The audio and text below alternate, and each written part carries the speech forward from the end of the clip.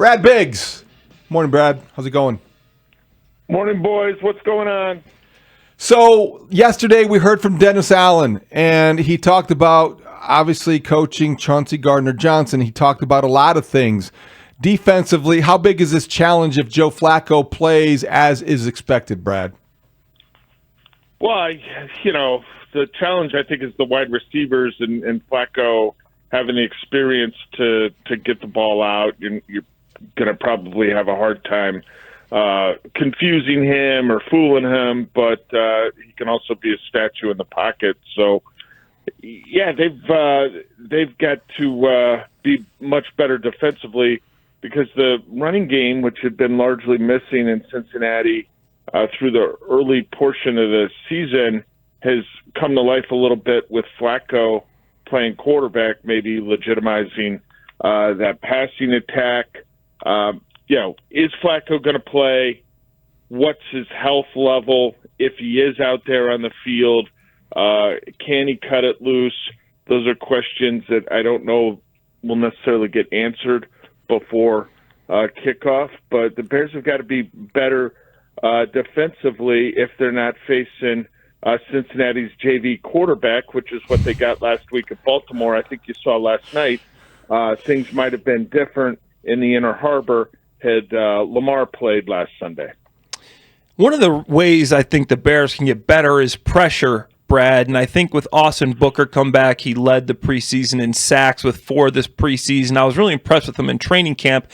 What kind of impact do you see Booker having this week, and how many snaps do you think he'll even play? Yeah, that's a great question. I think the snap count, Clay, probably will be somewhat dependent on game situation. How are the Bengals able to run it? Are the Bengals able to get themselves in second and short situations where maybe you want to have your base defense out there, but they've got a number of injuries at defensive end, so the timing for his return, certainly there's going to be an opportunity for play. I'm curious to see what he can do as an edge rusher in games that count. You were intrigued by what you saw in preseason and training camp. Then they completely slow played it, bringing him back off of IR. Now, physically, was he not quite there? Was the football conditioning a little bit short? I don't know.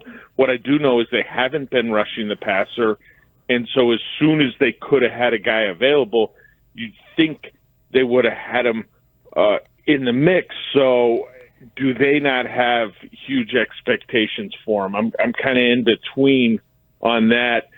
Daniel Hardy was among the league leaders in sacks in preseason in 2024, and we know that didn't translate defensively into the regular season, although that guy's a stalwart on special teams.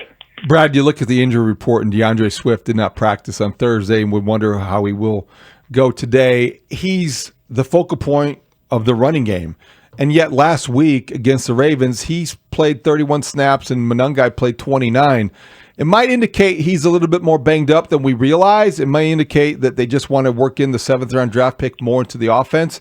What does it say to you? And is Swift possibly a little bit more maybe impaired than we think?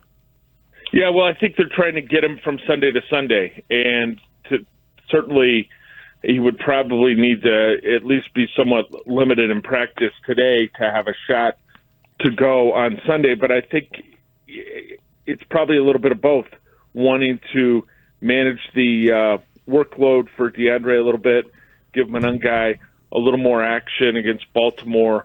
And I think we've talked about it a couple times, like 250 carries is probably right about the max where you want to have Swift this season to have him as effective as possible. So that comes out to, you're talking about 14 carries a week.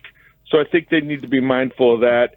And Monangai's done some better things of late, but that's the big thing I would be looking at on the injury report besides Flacco and Trey Hendrickson for the Bengals is what's the status of DeAndre Swift, and is there any chance Luther Burden clears concussion protocol? I think the three veteran wide receivers will be good to go for the Bears. So today is David Haugh's favorite holiday, Halloween. He loves it. He dresses up. It also seems to be Ryan Pohl's favorite holiday. In 2002, on Halloween, he traded All-Pro linebacker Roquan Smith. A year later, on the same holiday, the same day, he traded for defensive end Montez Sweat, Brad. So my question is this. Do you think this holiday that maybe Ryan Poles makes a move, or before the Tuesday deadline at 3 p.m. to bolster this roster, or could possibly he be a seller even? Yeah, I don't think, and I wrote about that, posted the story online this morning. I don't think he's a buyer this time around.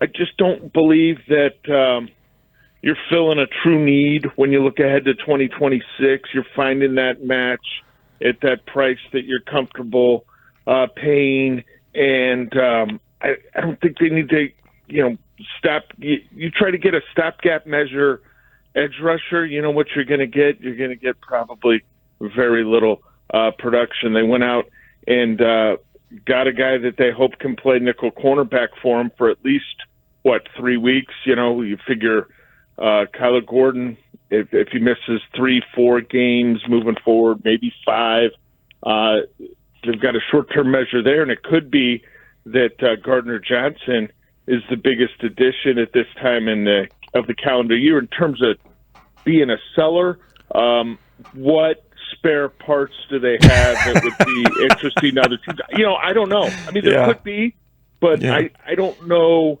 that guy's out there that even gets you some type of flop picks where it's that you get a 6, then you send him your 7. I'm not sure. What are we to make of Trey Hendrickson? He's been injured, and at one point in time, he was going to be a guy that was going to have the big season. He certainly is coming off 2 great years, and coming into this year had the respect that he had earned. But Brad, not the kind of year he thought he would have, and certainly the Bengals, as they near the deadline, are probably hearing from teams. But what is his status for Sunday and for the second half, do you think? Well, he hasn't practiced yet this week, so you got to keep an eye on that. And people, Bears fans were all in on when Hendrickson was a holdout, hey, they got to trade with the Bengals for him. The issue with trading for him in the offseason, and Cincinnati rebuffed all those inquiries, I think, from other teams, and I don't know that the Bears even made an inquiry, but you're going to have to pay him near the top of the chart, which just it keeps blowing up for edge rusher. Aiden Hutchinson got his deal done earlier this week. Like, the price is getting higher and higher, and this is a guy who turns 31 on December 5th. Like, he's getting older, and he's going to be past that 10th tee box in his career here soon. He's going to be on the back 9. So what's that contract going to look like when he's clearly not an elite performer? But his availability for this game is huge, because you look at that Cincinnati depth chart on defense, and they fired Lou Anarumo, the defensive coordinator, after last season, and guess what? He's a pretty good coach. Look at where the Colts are stacking up. And a lot of those defensive rankings so far this season, they replaced him with Al Golden, and the Bengals have been dreadful. I don't think it's Al Golden's fault. They just don't have a lot of personnel on that side of the ball beyond Hendrickson, who's not healthy. Al Golden's a former tight end coach of mine. Let's just say it's Al Golden's fault. Well, listen. There's an element to this ball game that is somewhat interesting to me. Al Golden was the defensive coordinator at Notre Dame in 2023 when USC came into South Bend, and the Irish did a number on Caleb Williams, did an absolute number on him. Caleb threw 3 interceptions that day, which was, I think he only had one other game in his college career with 2 picks. Like, it was arguably the worst game that he had in college, certainly the most challenging to that point. And, the Irish just completely flustered him with that game plan. Now, can Have other people tried to do similar things since? Sure. It's a copycat, not copycat league, copycat business. But what can Golden cook up with the personnel he's got in Cincinnati? I'm not sure. But that's an interesting side note to this meeting. It is. Caleb can exact revenge 2 years later. That's the way that what I just heard. This segment with Brad Biggs is sponsored by S-Wing Professional Tools, made in the USA for over 100 years. swing.com. All right, Brad, how do you see this one unfolding? What was your prediction? Yeah, I heard you guys have Joe Fortenbaugh on earlier. It's a hard game to plant your flag and say this is going to happen when you don't know the availability of Flacco and how healthy he is, if he is out there. The Bears have to win this game. Like when the schedule's released back in the spring and you look at it and you see back-to-back AFC North road trips, Baltimore, Cincinnati, you look at it and you say, oh boy, this is going to be part of the meat grinder.